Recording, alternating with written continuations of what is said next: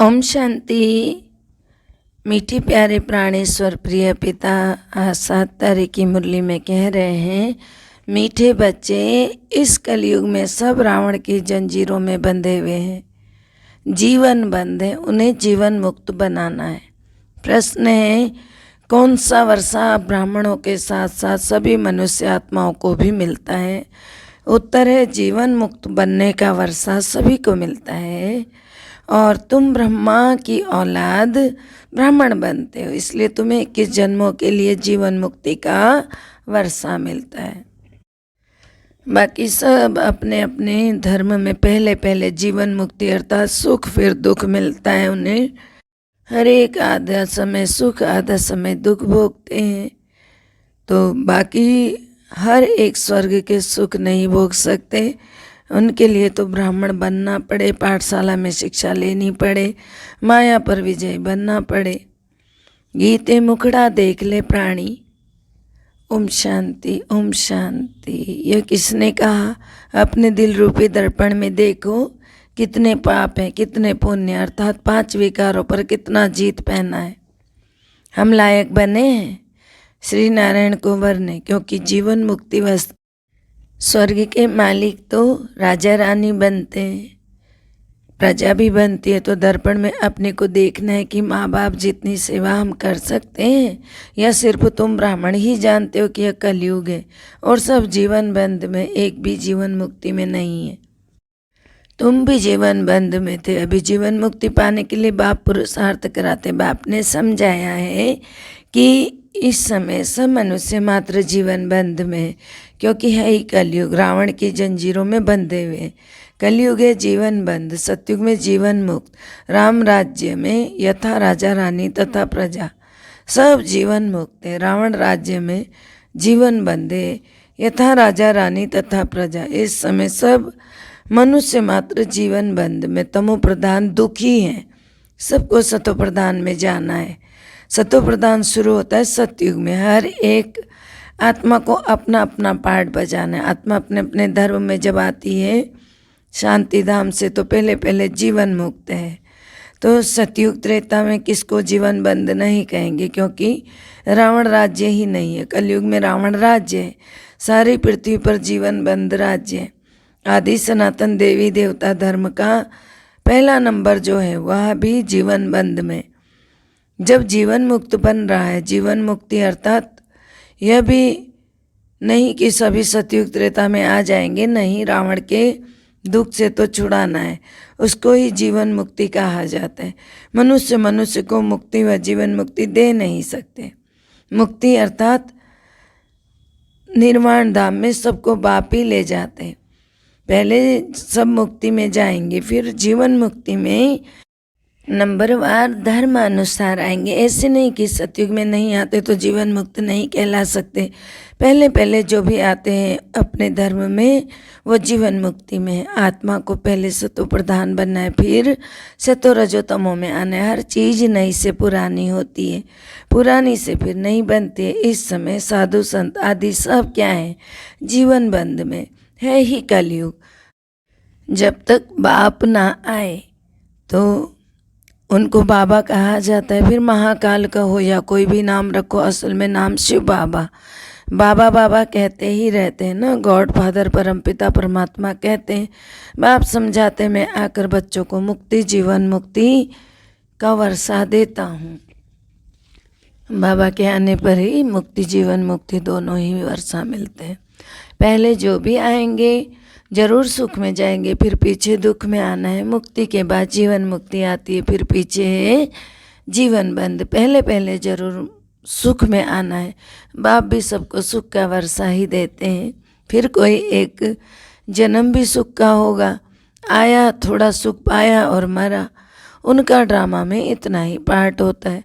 वृद्धि तो मनुष्य की होती रहती है, अब तक भी आते ही रहते हैं। जास्ती रहने वाले तो नहीं है, विनाश सामने खड़ा है। जो नए आएंगे फिर भल कलयुग में आए, परंतु आते ही दुख नहीं भोगेंगे। जरूर उनका कहाँ अच्छा भी मान होगा। मुक्ति धाम से हमेशा पहले जीवन मुक्ति में आते हैं। कई बार मनुष्य सोचते हैं कि अरे ये तो बहुत अमीर है, इतने घोर कलयुग में भी तो भगवान कहते थोड़े समय सुख तो सभी को मिलने का हक होता है, इसलिए माया के बंधन से मुक्त हो पड़ते हैं, सुख में उतरेंगे फिर दुख में जाएंगे।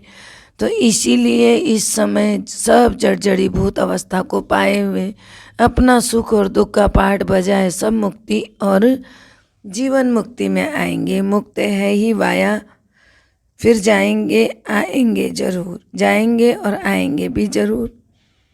तो सारी दुनिया में तो मनुष्य मात्र जो जिस धर्म में आए वह फिर ऐसे ही आएंगे।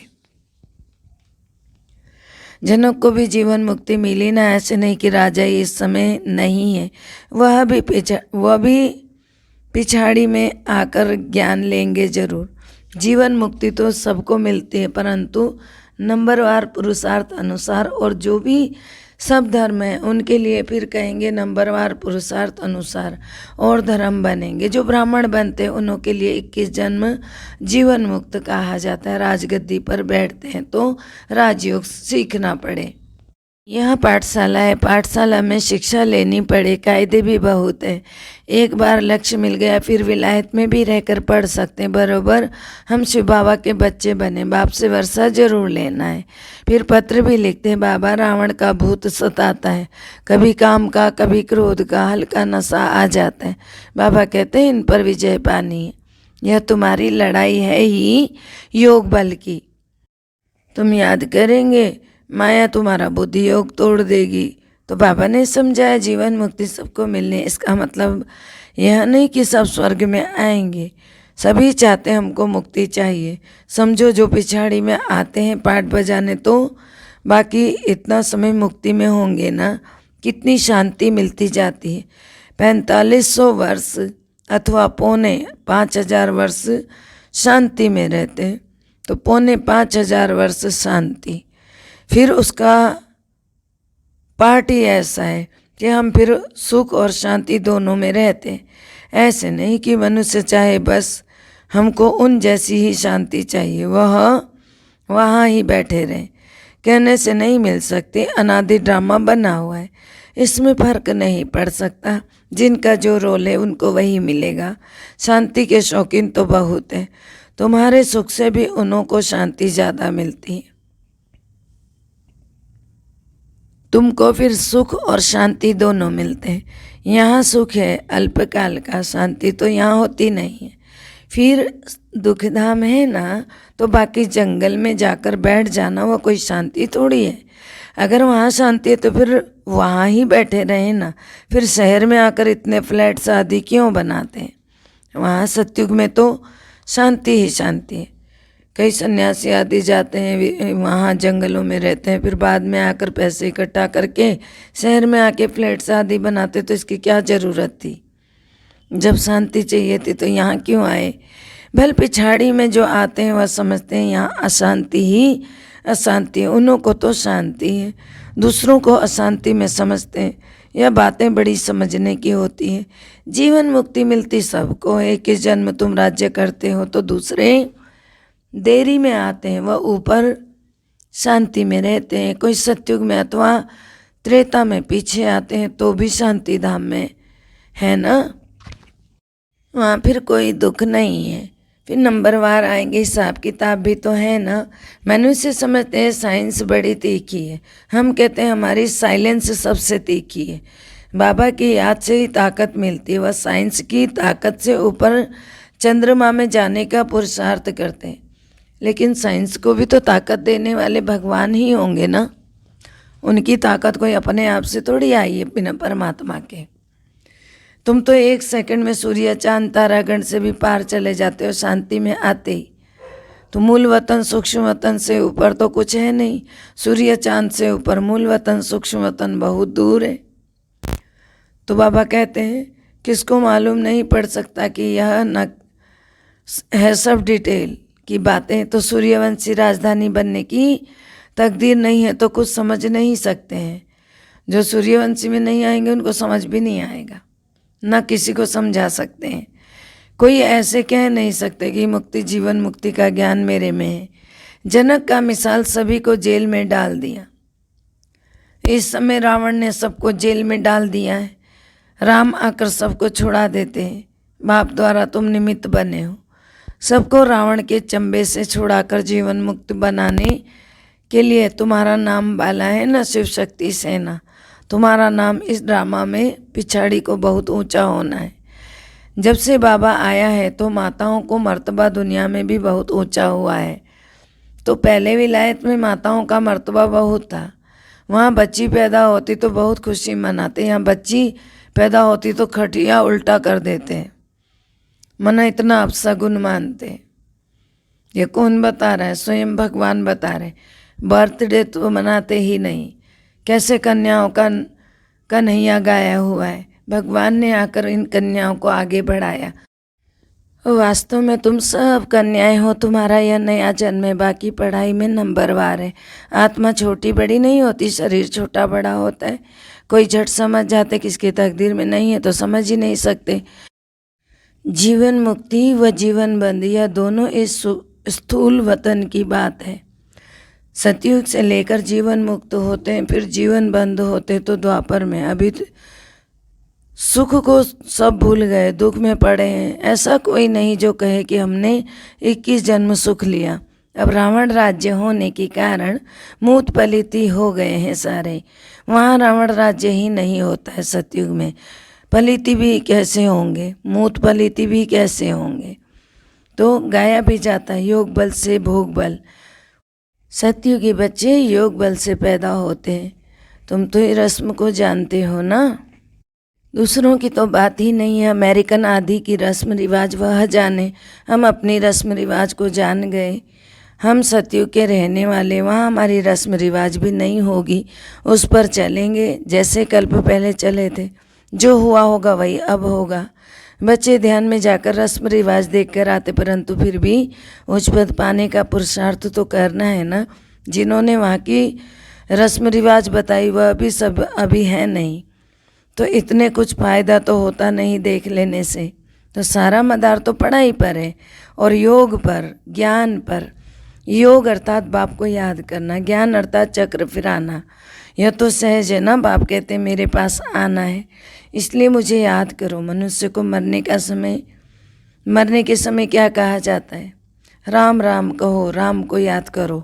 अर्थ तो कुछ समझते नहीं। श्री कृष्ण कहने से भी तो वहाँ पहुँच तो नहीं जाते ना। ले जाने वाला तो फिर भी बाप ही है। विकर्म विनाश होने बिगड़ तो तुम वापस भी कैसे जाएंगे। अभी सबकी कयामत का समय, फिर अपने अपने समय पर आएंगे। यह पॉइंट्स धारण करनी है, नोट करनी है। तुमको माता पिता को फॉलो करना चाहिए। मम्मा कभी किसी को तंग नहीं करती थी। कईयों की बहुत रिपोर्ट आती है मैनर्स नहीं है। परम पिता परमात्मा पढ़ाते हैं कितना दिमाग चाहिए। अच्छी चलन वाले पर सभी का प्यार रहेगा। कोई तो बड़ा तंग करते हैं, अपने आप को ही चमाट मारते हैं, तो फिर पद भी भ्रष्ट हो जाएगा। तंग करो खूब, पद भ्रष्ट हो जाएगा। बाबा ने कहा है कि गाया भी जाता है। हिंदू लोगों ने अपने आप को ही चमाट मारी है। ईश्वर जो राज्य भाग्य देता है उनको सर्वव्यापी कह दिया है। अब यह अपने को चमाट मारी है ना, तब यह हाल हुआ है। शास्त्रों में दिखा है। भगवान कहते हैं कि मैं सर्वव्यापी हूँ, परंतु भगवान खुद कहते हैं मैं कोई तुम्हारे जैसा थोड़ी हूँ जो अपने को चमाट मारूंगा। क्या मैं कुत्ते बिल्ली में हूँ? क्या मैं कुत्ता हूँ? क्या मैं बिल्ली हूँ? तो बाप कहते हैं तुमने मेरी गिलानी कितनी की है। यह भी ड्रामा बन गया, फिर भी ऐसा ही होगा। अच्छा, मीठे मीठे सिकलदे बच्चों प्रति माता पिता बाप दादा का याद प्यार और गुड मॉर्निंग। रूहानी बाप की रूहानी बच्चों को नमस्ते। हम रूहानी बच्चों की रूहानी बाप दादा को दिल व जान से, सिख व प्रेम से याद प्यार, नमस्कार, good morning, diamond morning, Om Shanti. शुक्रिया बाबा, शुक्रिया। धारणा पहला पॉइंट, कोई भी उल्टी चलन नहीं चलनी है। अच्छे गुण धारण करने, माता पिता को फॉलो करना। दूसरा पॉइंट, योग बल से काम क्रोध के हल्के नशे को भी समाप्त करना। निमित्त बन सबको रावण की जंजीरों से छुड़ाने की सेवा करनी है। वरदान है क्या और क्यों के, ऐसे और वैसे के सभी प्रश्नों से पार रहने वाले, सदा प्रसन्न चित्त भव। क्यों क्या के प्रश्न और ऐसे वैसे के प्रश्नों से पार रहने वाले सदा प्रसन्न चित्त भव। अर्थ है जो प्रसन्न चित्त आत्मा है वे स्व के संबंध में व सर्व के संबंध में, प्रकृति के संबंध में किसी भी समय किसी बात में संकल्प मात्र भी क्वेश्चन नहीं उठाएंगी। यह ऐसा क्यों हुआ, यह हो रहा है, ऐसा भी होता है क्या। प्रसन्नचित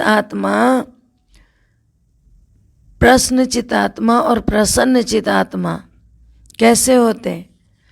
प्रसन्नचित आत्मा के संकल्प में हर कर्म को करते देखते सुनते सोचते यह रहता है कि जो हो रहा है वह मेरे लिए बहुत अच्छा हो रहा है और सदा अच्छा ही होना है।